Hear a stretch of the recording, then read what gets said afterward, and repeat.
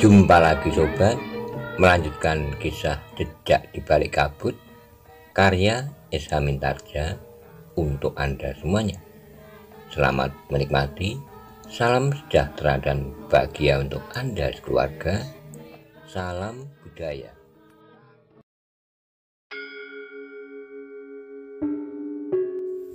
Pada episode sebelumnya dikisahkan, setelah Paksi dan Wijang bertemu dengan Ki Pananggungan.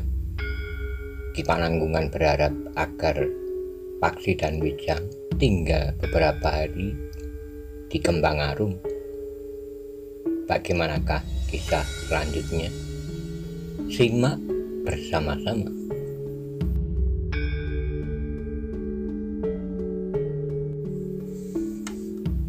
Jika kau ingin membantu aku, ambil air, sirami halaman ini agar debunya tidak berterbangan jika aku nanti menyapunya. Agaknya biasanya juga tidak disiram, biar saja debunya berhamburan. Bukankah kau yang bertanya apa yang dapat kau lakukan sekarang? Wijang menarik napas panjang, namun kemudian ia pun pergi ke halaman samping. Diambilnya sebuah kelenteng, kemudian ditariknya singgot timba. Dengan kelenteng, Wijang membawa air ke halaman.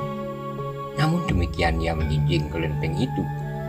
Kemudian berlari-lari mendekati Paksi.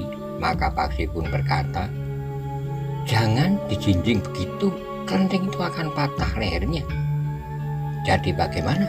bertanya Wijang. "Memang biasanya perempuan yang mengambil air dengan kelenteng. Kelenteng itu diletakkan di lambung."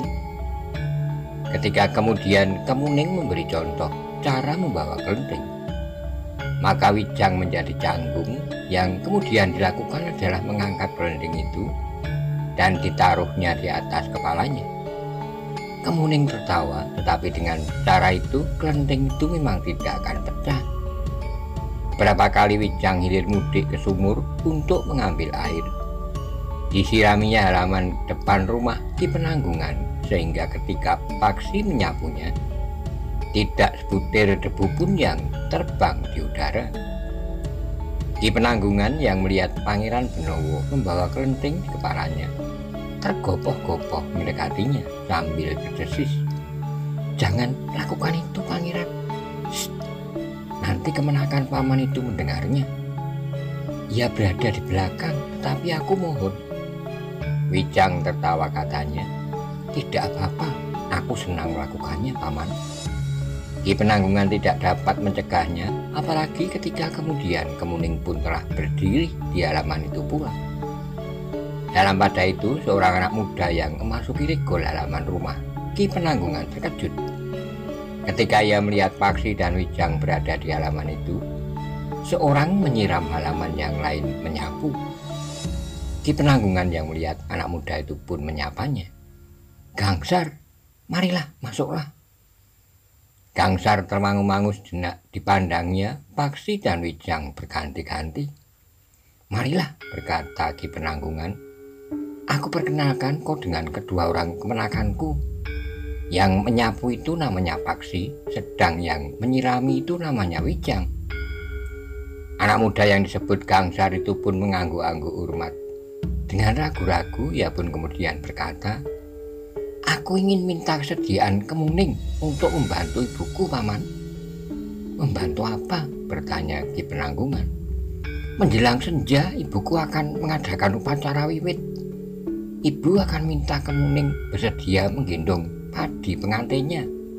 "Oh, kenapa harus Kemuning?" bertanya Ki Penanggungan. Gangsar menjadi bingung, tetapi kemudian ia pun berkata, "Aku tidak tahu, tetapi pilihan ibu memang jatuh pada Kemuning." Ki Penanggungan tersenyum. Ia tahu bahwa tentu Gangsar yang telah mengusulkan agar Kemuning sajalah yang menggendong padi pengantin dalam upacara wiwit itu. Meskipun upacara wiwit biasanya hanya diselenggarakan secara sederhana dan kecil-kecilan, tetapi pilihan itu akan sangat berarti bagi Gangsar sendiri. Karena Kemuning ada juga di halaman, maka Ki Penanggungan pun kemudian bertanya kepada Kemuning, Kau dengar sendiri permintaan Gangsar atas nama ibunya, Kemuning. Tapi aku belum mandi, Paman. Kau dapat mandi dahulu, Kemuning, sahut Gangsar. Senja sudah hampir turun, jika aku mandi nanti terlambat. Gangsar memang menjadi ragu-ragu, namun Ki Penanggunganlah yang menengahi.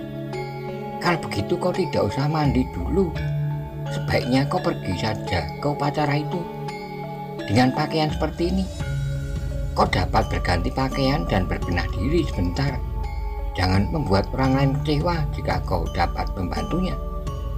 Kemuning pun segera berlari ke dalam. Dengan cepat ia berganti pakaian dan membenahi rambutnya. Kemudian dengan tergesa-gesa ia pun minta diri kepada ibunya dan Pak. Tetapi di halaman, Kemuning pun bertanya kepada Gangsar, apakah kedua orang saudaraku boleh ikut serta? Gangsar temangu-mangu, namun akhirnya ia mengangguk. Boleh saja, tapi upacara wiwit biasanya diperuntukkan bagi anak-anak dan remaja. Kedua saudaraku masih juga remaja, berkata Kemuning sambil tersenyum. Wijang dan Paksi pun tertawa, tetapi Gangsar justru mengerutkan dahinya. Namun kemudian ia pun berkata, baiklah, biarlah mereka ikut ke sawah. Wijang dan Paksi berlari-larian mencuci kaki dan tangannya di pekiwan. Namun ketika mereka berlari-lari menyusul Kemuning, Paksi akan singgah sebentar di biliknya. Kau mau apa? Bertanya Wijang. Tongkatku. Kau akan ikut upacara wiwit atau mau menemui Meloyowerdi dan Megar Permati? Bukan itu, tapi kalau tongkat itu dikira barang yang tidak berarti. Bukankah tongkat itu ada di dalam bilik? Ya, sudahlah. Kalau hilang aku carikan gantinya. Pohon jambu kluthuk di belakang rumah itu mempunyai beberapa cabang yang mirip dengan tongkatmu. Paksi memang tidak jadi singgah dalam biliknya, namun keduanya pun segera menyusul Kemuning. Di luar regol, Gangsar bertanya kepada Kemuning, kenapa kedua saudaramu itu kau ajak? Bukankah mereka sudah dewasa sehingga tidak pantas ikut upacara wiwit di sawah? Upacara wiwit itu sebenarnya tidak hanya untuk anak-anak dan remaja, tapi karena biasanya anak-anak muda dan gadis-gadis yang sudah dewasa segan pergi ke sawah hanya untuk mendapatkan sepincuk nasi, gudangan dengan telur yang hanya 1/8 itu, maka yang datang biasanya memang hanya anak-anak, jawab Kemuning. Namun katanya kemudian, kedua saudaraku itu tentu hanya ingin melihat saja. Gangsar tidak menjawab. Sebenarnya Gangsar tidak mempunyai keberatan apa-apa tentang sepincuk nasi gudangan jika hanya ditambah 2 orang peserta, bahkan 10 sekalipun, karena ibunya membuat cukup banyak. Tapi justru karena keduanya adalah anak muda. Tapi Gangsar tidak dapat mencegahnya. Beberapa saat kemudian, maka sebuah iring-iringan keluarga Gangsar telah menuju ke sawah. Matahari sudah terlalu rendah, karena itu maka mereka menjadi agak tergesa-gesa.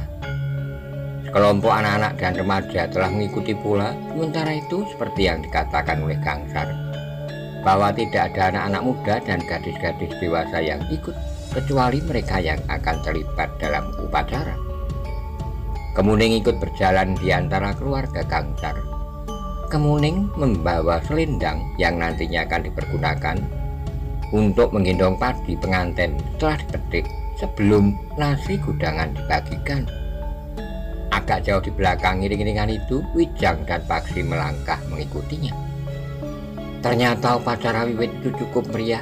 Ibu Gangsar telah memetik sepasang padi yang kemudian diikat menjadi satu.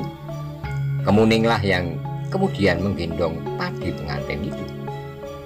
Setelah dibacakan doa, maka nasi gudangan yang dibawa dari rumah Gangsar segera dibagikan. Namun yang tidak mereka sadari bahwa seseorang yang melihat Kemuning ikut dalam iringan keluarga Gangsar itu telah dengan tergesa-gesa memberitahukan kepada kawan-kawannya. Kemuning ikut dalam upacara wiwit di bula itu? Bertanya seorang anak muda yang berwajah licin dan setiap saat selalu tersenyum. Ya, jawab anak muda yang melihat Kemuning dalam iringan itu. Kemudian seorang yang berwajah persegi dengan gigi yang besar-besar dan tersembul di sela-sela bibirnya berdesis, "Kita pernah dibuatnya menjadi malu. Satu kesempatan kita akan tetap mengaku anak-anak dari sawahan. Pada saat seperti ini, tentu sudah tidak banyak orang berada di sawahnya. Jika ia mengancam akan berteriak, kita akan mentertawakannya. Tapi orang-orang yang ikut upacara wiwit itu, mereka hanya anak-anak, mereka akan menjadi ketakutan," jawab orang yang berwajah licin. Yang ikut dalam penyelenggaraan upacara itu hanya 1-2 orang, mereka tidak akan berani berbuat apa-apa. Mereka pun tidak mengenal kita. Sementara seorang yang berwajah kasar berkata, "Kita tidak hanya bertiga, kita akan pergi menjemput kemuning bersama 10 orang. Orang yang berwajah licin itu mengerutkan dahinya, katanya, "Jangan terlalu banyak. Apa bedanya? Bukankah kita akan membawanya pulang?" Beberapa orang di antara mereka menjadi ragu-ragu, namun akhirnya orang yang berwajah persegi itu berkata, "Marilah, kita akan menjemput kemuning dan membawanya pulang. Tapi kita tidak akan membunuhnya. Kita akan menyekapnya sampai kita menjadi jemu. Meskipun gadis itu sangat cantik, tapi pada suatu saat kita tidak akan membutuhkannya lagi. Lalu apa yang kita lakukan terhadap gadis itu kemudian? Kita akan menilainya kembali setelah sebulan atau lebih. Marilah," kata orang yang berwajah kasar, "kita nanti terlambat. Upacara wiwit adalah upacara kecil, sehingga tidak akan berlangsung terlalu lama.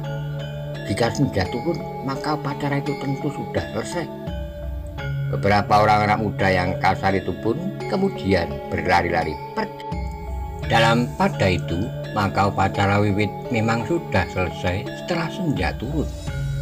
Anak-anak serta remaja yang ikut dalam upacara itu pun segera berlari-larian pulang sambil membawa pincuk nasi kudangan, sepotong kecil telur itik yang direbus, pisang raja yang dibagi 2 terdapat dalam pincuk itu pula.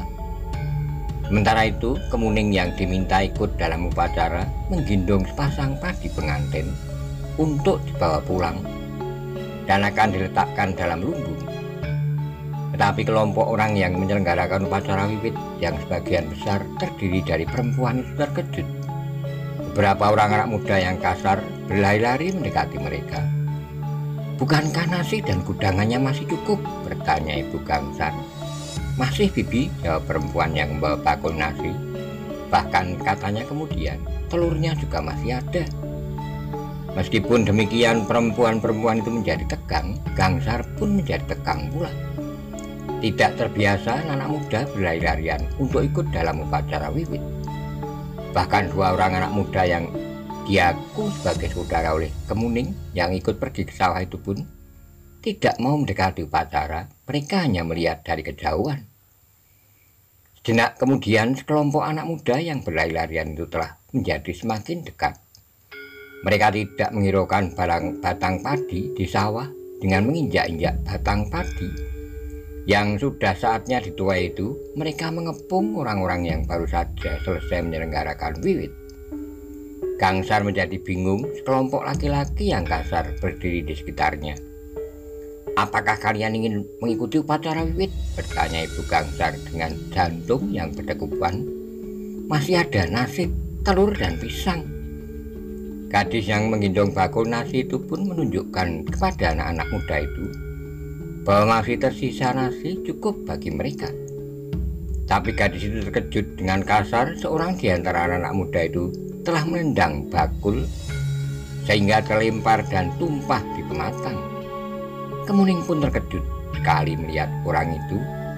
Ia segera dapat mengenali anak muda yang berwajah licin tetapi bermata liar menakutkan. Apalagi ketika anak muda itu tersenyum. "Aku tidak butuh nasi, telur, dan pisang," geram anak muda itu. "Aku datang untuk mengambil kemuning." "Siapa kalian itu?" bertanya Ibu Gangsar pula. "Kami anak-anak muda dari sawahan. Kami akan mengambil kemuning. Kemuning baru akan kami kembalikan. Jika seorang gadis sawahan yang diambil oleh anak-anak muda Kembang Arum sudah dikembalikan." "Anak-anak muda Kembang Arum tidak mengambil gadis dari sawahan," sahut Gangsar. Tapi seorang yang berwajah kasar telah mendekati Gangsar sambil bertanya, "Apa katamu?" Gangsar menjadi ragu-ragu, tapi ia pun kemudian menjawab, "Tidak ada yang mengambil gadis dari sawahan." Gangsar terkejut ketika tiba-tiba tangan orang berwajah kasar itu menampar mulutnya.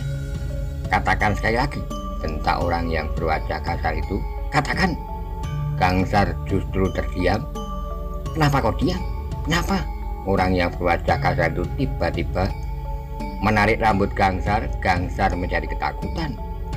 "Sekarang katakan bahwa anak-anak muda Kembang Arum telah mengambil seorang gadis dari sawahan yang sampai hari ini belum dikembalikan." Gangsar masih tetap diam. "Katakan cepat," bentak orang itu yang mengguncang rambut Gangsar sambil menginjak ikat kepalanya yang dibenamkannya ke dalam tanah yang basah dengan kakinya. Gangsar masih tetap diam, namun sekali lagi tangan orang berwajah kasar itu yang lain telah menampar mulut Gangsar sehingga berdarah. "Katakan bahwa anak muda Kembang Arum telah membawa gadis sawahan hingga sekarang." Tubuh Gangsar menjadi gemetar ketika orang itu mengguncang lagi rambut Gangsar. Maka Gangsar pun berkata gagap, Ya, kau benar." "Kau yang harus mengatakannya," teriak orang berwajah kasar itu. Perempuan-perempuan yang ikut dalam upacara wiwit itu menjadi ketakutan sekali. Seorang laki-laki yang sudah separuh baya yang ikut dalam upacara itu sama sekali tidak berani berbuat sesuatu. Kemudian orang yang berwajah kasar itu membentak keras, "Cepat katakan sebelum gigimu rontok semuanya." Ya, anak-anak Kembang Arum telah mengambil gadis sawahan." Nah, orang berwajah kasar itu melepaskan rambut Gangsar. Pada perempuan-perempuan yang ikut dalam upacara kecil itu ia berkata, "Kalian dengar, anak-anak muda Kembang Arum telah mengambil seorang gadis dari sawahan. Itu adalah pengakuan salah seorang anak muda Kembang Arum. Sekarang aku akan membawa Kemuning ke sawahan. Kemuning akan dikembalikan setelah gadis sawahan itu pulang." Orang-orang kasar itu tidak membuang waktu lagi. Beberapa orang telah melompat maju untuk menangkap Kemuning. Tapi menangkap Kemuning tidak semudah menangkap Gangsar. Seorang anak muda yang menyentuhnya tiba-tiba telah terlempar jatuh menimpa kawannya. Tapi kerawanan Kemuning yang masih baru mulai menyadap ilmu kanuragan itu tidak berlangsung lama. 10 orang laki-laki yang garang mengeroyoknya, sehingga akhirnya Kemuning pun telah dapat ditangkap meskipun gadis itu meronta-ronta. Nah, katakan kepada anak-anak muda Kembang Arum, Kemuning akan dikembalikan jika gadis sawahan itu sudah kembali. 3 orang kemudian telah menyeret Kemuning, namun 2 orang anak muda yang lain tiba-tiba berkata, "Aku akan membawa 2 orang gadis yang lain. Semakin banyak gadis sawahan itu tentu akan semakin cepat kembali." Tidak ada jawaban. Kemuning telah dibawa pergi dengan cepat oleh 3 orang yang pernah mencegatnya. Sementara itu 2 orang gadis yang lain berteriak-teriak ketika anak-anak muda itu menyeretnya. Gangsar serta laki-laki separuh baya yang ikut dalam upacara kecil itu tidak dapat berbuat apa-apa. Mereka hanya dapat memandangi dengan jantung yang hampir berhenti berdetak. Kemuning dengan 2 orang gadis yang lain dibawa dengan paksa oleh orang-orang kasar itu. "Kita harus segera pulang, kita lapor kepada Ki Bekel," berkata laki-laki yang sudah separuh baya itu. "Paman Kemuning tentu akan sangat marah," desis Gangsar yang mulutnya berdarah. Namun mereka pun dengan tergesa-gesa pulang ke pedukuhan. Bahkan Gangsar pun berlari-lari kecil mendahului tanpa ingat lagi bahwa ikat kepalanya tertinggal di sawah. Ketika hal itu kemudian didengar oleh orang-orang pedukuhan Kembang Arum, maka pedukuhan itu pun menjadi gempar. Ki Penanggungan pun terkejut. Kepada Gangsar, Ki Penanggungan pun bertanya, "Gimana kedua orang kemenakanku yang ikut pergi ke sawah itu?" Gangsar termangu-mangu sejenak dengan nada tinggi. Ia berkata, "Aku tidak melihat mereka sejak upacara dimulai. Mereka tidak kelihatan lagi." Ki Penanggungan termangu-mangu sejenak. Adalah aneh jika Paksi dan Wijang tidak membantu membebaskan Kemuning dari orang-orang liar itu. Mungkin mereka meninggalkan upacara itu karena mereka tertarik untuk melihat sesuatu, sehingga mereka tidak tahu apa yang telah terjadi. Nyi Permati dan Nyi Penanggungan pun menjadi sangat gelisah. "Aku akan mencarinya," berkata Ki Penanggungan. "Kakang akan pergi ke sawahan?" bertanya istrinya. "Mereka tentu bukan anak-anak sawahan. Jadi kemana kakang akan mencarinya?" "Aku harus melihat jejak kepergian mereka. Memang agak sulit di malam hari, tapi mudah-mudahan aku dapat menemukan mereka. Aku juga ingin tahu di mana Anggir Paksi dan Anggir Wijang ketika peristiwa itu terjadi." Ki Penanggungan ternyata telah mengambil jalan sendiri. Ia tidak pergi dengan Ki Bekel dan bersama-sama dengan beberapa orang laki-laki yang bersedia ikut mencari Kemuning dan kedua orang gadis yang lain. Tetapi Ki Penanggungan sempat memperingatkan bahwa mereka tentu bukan anak-anak muda sawahan. "Aku memang sudah pernah mendengar bahwa ada sekelompok anak-anak gila yang melakukan perbuatan terkutuk itu. Sebaiknya Ki Bekel menghubungi Ki Bekel di sawahan untuk memberitahukan persoalan ini agar anak-anak muda sawahan menjadi lebih berhati-hati." "Baiklah Ki Penanggungan, sekarang aku minta izin Ki Bekel untuk mencari Kemuning dan kedua orang kawannya itu dengan caraku. Tapi bukan maksudku untuk menghambat usaha Ki Bekel dan saudara-saudaraku yang lain. Apakah mereka kawan-kawan kedua orang Ki Penanggungan itu sendiri?" Tiba-tiba Gangsar menyela. Ki Penanggungan memandang mata anak itu dengan tajamnya sehingga anak muda itu malingkan wajahnya. Dengan nada berat Ki Penanggungan berkata, "Tentu tidak. Hanya jika keduanya sudah gila, maka hal yang seperti itu akan dilakukan." Demikianlah maka Ki Penanggungan telah pergi sekarang diri ke sawah, ke tempat upacara itu dilangsungkan. Dari tempat upacara itu Ki Penanggungan berusaha menelusuri jejak sekelompok orang yang telah mengambil Kemuning dan dua orang gadis yang lain. Dalam pada itu sekelompok orang-orang kasar itu telah menyeret Kemuning dan dua orang gadis yang lain, menyusuri pematang, tanggul parit dan kemudian lorong kecil menuju ke pinggir hutan. Ternyata anak muda yang liar ini mempunyai gubuk-gubuk yang mereka buat di pinggir sebuah hutan di samping tempat tinggal mereka bersama-sama dengan orang tua mereka di pebukuan. Dengan kasar Kemuning dan kedua orang gadis yang lain itu telah mereka dorong masuk ke dalam gubuk yang terbesar di antara gubuk-gubuk yang ada. Ketiga orang gadis itu terhenyak di atas sebuah ambin bambu yang besar. Sementara itu lampu minyak yang redup menerangi ruangan yang agak luas.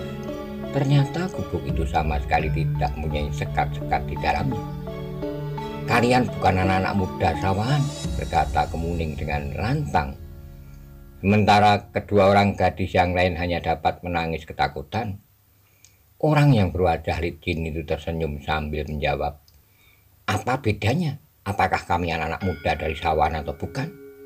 Bagi kami yang penting kau sudah berada di dalam sarang kami." "Kalian pengecut," bentak Kemuning. "Aku tantang orang yang kalian anggap terkuat di antara kalian untuk berkelahi."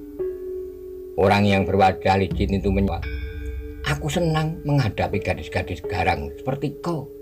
Kaulah yang aku tantang." "Baik, aku memang orang yang pertama yang akan melawanmu. Biarlah kedua orang kawanku yang terdekat ini mengikat tanganmu. Jika tanganmu tidak diikat, maka kukumu akan dapat melukai wajah tampanku." Adalah di luar dugaan bahwa tiba-tiba saja Kemuning telah menyerang. Tangannya dengan cepat telah terjulur menghantam dada orang yang berwajah licin itu. Orang itu tidak mengira bahwa hal itu bakal terjadi. Karena itu ia tidak sempat menangkis atau mengelak. Serangan Kemuning itu telah mendorongnya beberapa langkah surut. Bahkan orang itu telah kehilangan keseimbangannya sehingga jatuh terlentang. Dengan cepat orang itu bangkit berdiri. Beberapa orang serentak maju menangkap Kemuning. Tidak hanya 2 orang tetapi 4 orang, meskipun Kemuning sempat memukul mereka sehingga seorang di antara mereka mengaduh kesakitan, namun akhirnya Kemuning dapat ditangkap. Orang yang berwajah licin itu tidak tersenyum lagi.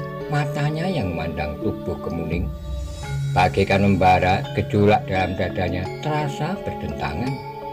"Ikat tangan gadis yang liar ini, kemudian bawa gadis yang lain pergi." Beberapa orang mulai sibuk ketika seorang di antara mereka melangkah ke arah pintu. Orang yang berwajah licin itu bertanya, Kau akan pergi kemana? Mencari tali, jawab orang itu. Pakai ikat kepalamu, bentak orang berwajah licin itu. Orang itu melangkah kembali, dilepasnya ikat kepalanya untuk mengikat tangan Kemuning. Tapi sebelum tangan itu diikat, tiba-tiba saja pintu gubuk itu terbuka. Derak suaranya mengejutkan orang-orang yang ada dalam gubuk itu. Ketika mereka berpaling, maka mereka melihat dua orang berdiri di pintu yang sudah terbuka. Nyala lampu yang redup menggapai wajah kedua orang itu. Hampir di luar sadarnya Kemuning berdiri. Kakang Paksi. Paksi dan Wijang melangkah masuk dengan nada datar. Paksi berkata, kami sengaja tidak mencegah kalian di tempat upacara wiwit itu, karena kami ingin mengikuti kalian sampai ke sarang kalian. Siapa kau? Bertanya orang yang berwajah licin itu. Kami berdua adalah kakak Kemuning. Oh, orang yang berwajah licin itu melangkah mendekati keduanya, diikuti oleh beberapa orang kawannya. Kebetulan sekali kau datang ke rumahku. Aku minta relamu bahwa aku menginginkan adikmu. Tetapi Paksi justru tertawa, katanya, nampaknya kau sudah sering melakukan hal seperti ini. Jika kau mengaku anak muda dari Sawan dan mengatakan ada gadis Sawan yang hilang, maka tentu kalian juga yang mengambilnya. Persetan, kalian akan menyesal bahwa kalian telah memasuki sarang kami. Jika kami menyesal, maka kami tentu akan segera pergi. Kau tidak akan pernah dapat pergi meninggalkan tempat ini. Sebentar lagi tubuhmu akan terkubur di hutan itu. Tetapi Paksi seakan-akan tidak mendengarnya. Ia masih saja tertawa sambil berkata, jangan main-main, kau akan dapat terjerat sendiri oleh lidahmu. Cukup, bentak orang berwajah licin itu. Lalu ia pun berkata kepada kawan-kawannya, jangan beri kesempatan kedua orang ini lolos. Mulut mereka akan sangat berbahaya bagi kita semua di sini. Tapi tanpa menghiraukan kata-kata itu, Wijang justru melangkah ke tengah-tengah gubuk itu. Dipandanginya keadaan sekelilingnya sambil berkata, aku kira tempat ini cukup luas untuk membantai orang-orang liar yang buas ini. Kita akan membaringkan mayat-mayat mereka di Ambin itu. Tapi kemudian kita akan sedikit bingung. Apa kita akan membakar gubuk ini atau membiarkan mayat-mayat itu dikoyak-koyak oleh binatang buas? Paksi mengangguk-angguk, namun kemudian ia pun berkata, Kemuning, bersiaplah. Aku akan membunuh orang-orang yang telah menyeretmu ke tempat terkutuk ini. Orang berwajah licin itu pun segera mempersiapkan diri. Selangkah ia bergeser surut, sementara kawan-kawannya pun telah bersiap pula.